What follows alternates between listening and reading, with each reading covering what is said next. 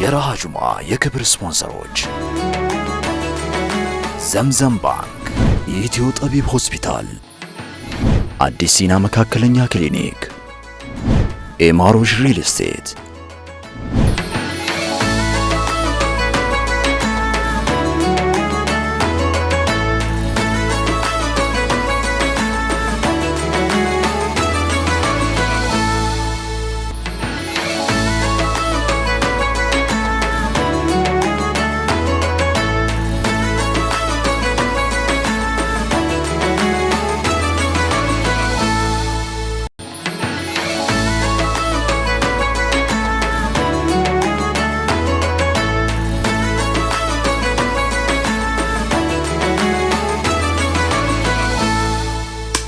بسم الله الرحمن الرحيم الحمد لله رب العالمين الصلاة والسلام على رسول الله صلى الله عليه وسلم يا ተወደዳችሁና የተከበራችሁ ቤተሰቦቻችን እንደምን አላችሁ? ተወዳጁና ሳምንታዊ ራሃ ጁምዓ ሰዓቱን ጠብቆና ወደ እናንተ መድረሱን ጀመረ።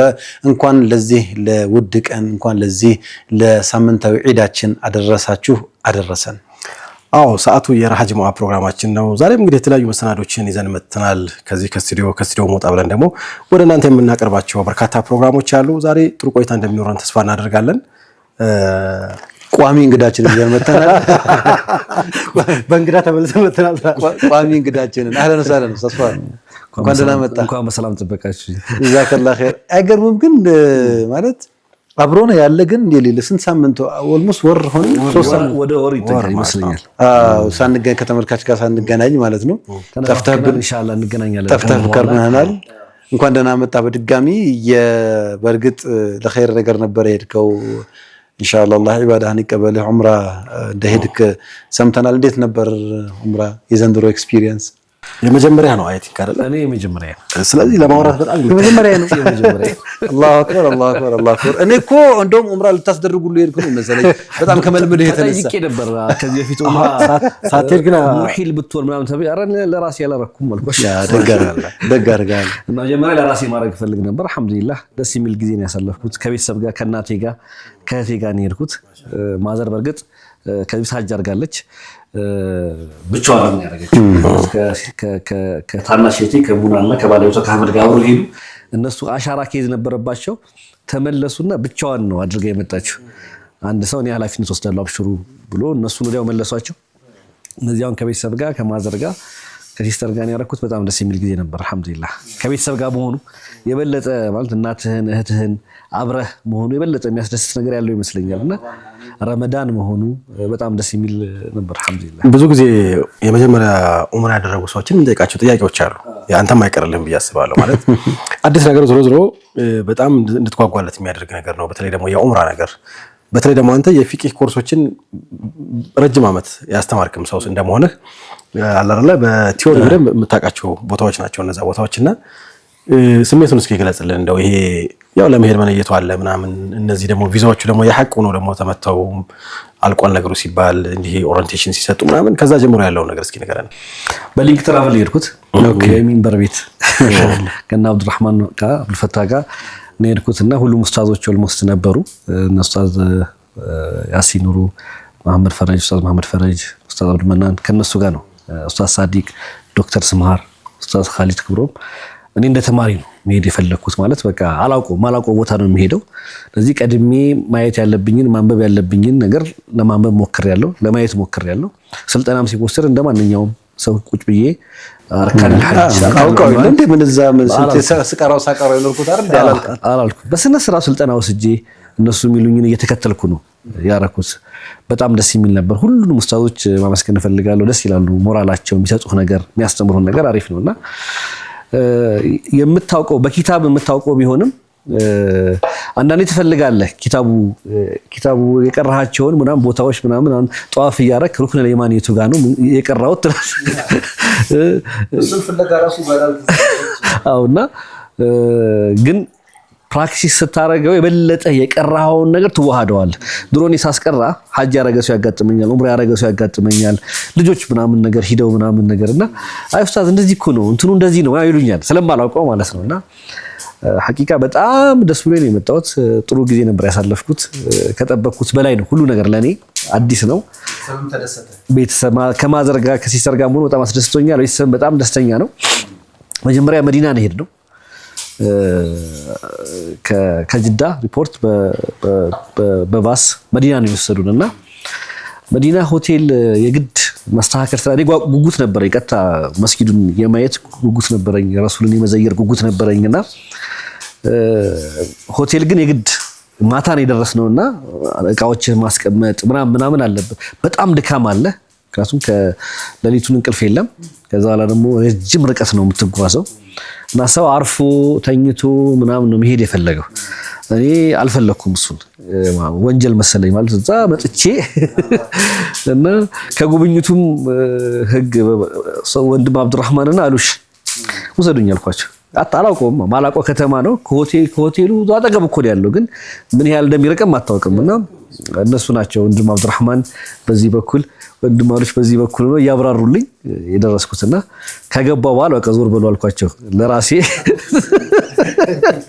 ላጣጥመው ብዬ ማለት ነውና ቀጥታ ዚያራን ያረኩት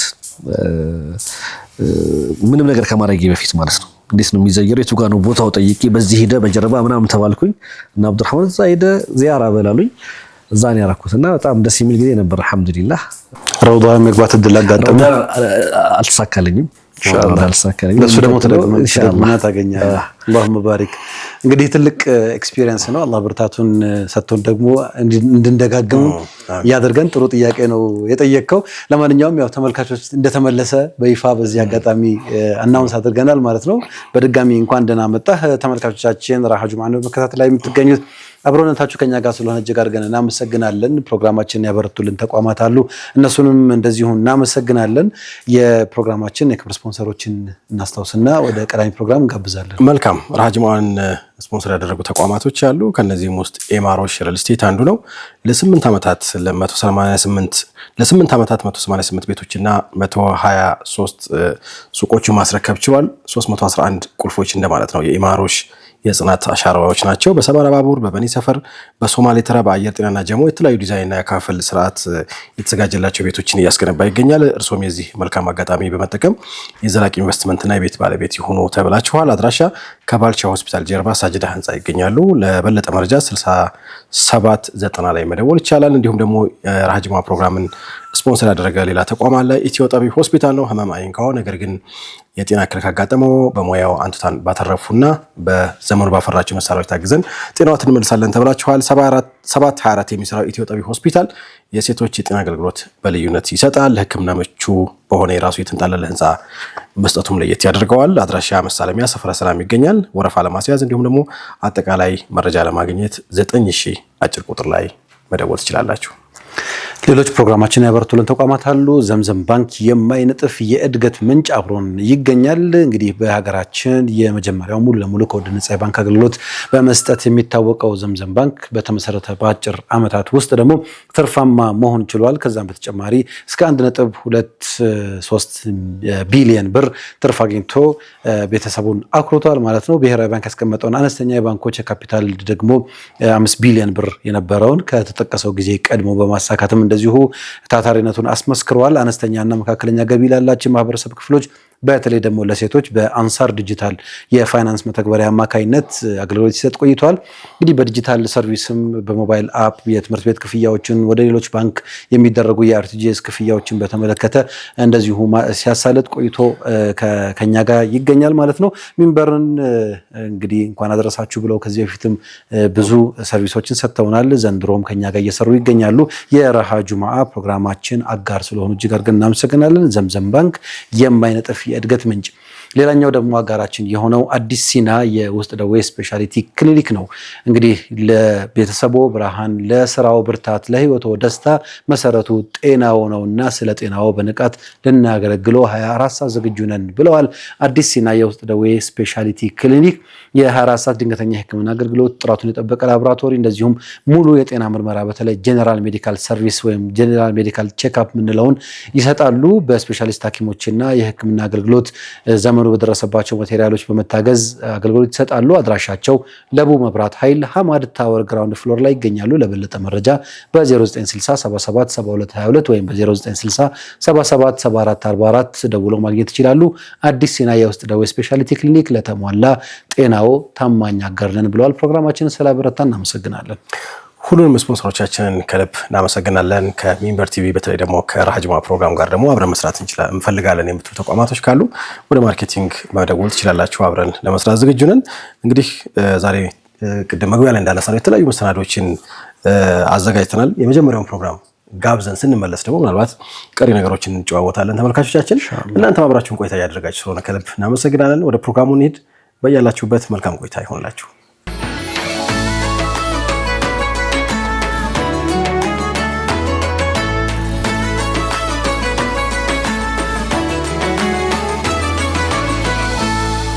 ተመልካቾቻችን ተመልሰን መተናል። ራህ ጁምዓ ነው እየተከታተላችሁ የምትገኙት። በፕሮግራሞቻችን ጥሩ ቆይታ እያደረጋችሁ ነው ተስፋ እናደርጋለን። ጭሱ ምንድነው? አይ ጥሩ ነው እኮ ታዲያ ቡና ከተፈላ አይቀር በደንብ መጨስ አለበት። በኋላ ላይ እስቲ ግን እንደው ከነሳው አይቀር ማለት የመጀመሪያ ነው። ከጉዞ ጋር በተያያዘ ማንኛውም ጉዞ እኔ ገጠመኝ ይጠፋል ብዬ አላስብም። ዝም ብለህ እስኪ ሼራል ወላሂ አንዱ ከጭስ ጋር ቆንጆ ገጠመኝ ነውና ታፈነህ የከሰብጭ ሳፍነህ ነበር። አይ ከሜቲ ጋር ኡስታዝ አብዱራህማን ሜቲ ጋር አብረን እየሄድን ወደ ሐረም እየገባን ቃጠሎ ነበር ከሩቅ ጭሱ ይታያል በጣም ይምቃጠሉ እሳት ተነስቶ ማለት ነው። ሐረም ውስጥ አይደለም ከሐረም ይርቃል፣ ግን ወደ ሐረም እየገባን ይታያል፣ በደንብ ጭሱ ይታያል። ይሄ ነገር ሜቲ ቁጭ ብለን የኢራን ነገር ይሁን እንዴ ቁጭ ብለን ተረጋግተን የተጣለበት ለምን እንትን አንለውም ምናምን አልኩት። እኔ ከምሬ ነው በካሜራዬ ማነስቸዋለሁና የሆነ እንዴ ቁጭ ብለን ግርግር አለ እዛ በጣም የዓለም ህዝብ ነው ያለበትና ይርቅ እንደራቀ ሩቅ እንደሆነ አይቻለሁ። ሰው ኖርማል ጉዞ እየሄደ ነው። አንዳንዶች ሞባይል እያነሱት ነው ምናምንና ሜቲ እንዴ ሐረም አሁን ቢነድ ዝም እናለን እንዴ ፏድ ገብተን የሆነ ነገር አናረግም አለኝ። እኔ ማረግ አይመስለኝም አልኩት። ለምን? አይ ለቤቱ የራሱ የሆነ ጌታ አለ እኔ ለልጆቼ የሚመረጥ ይመስለኛል። እና ቤቲ በጣም ሳቀ ምናምን ነገር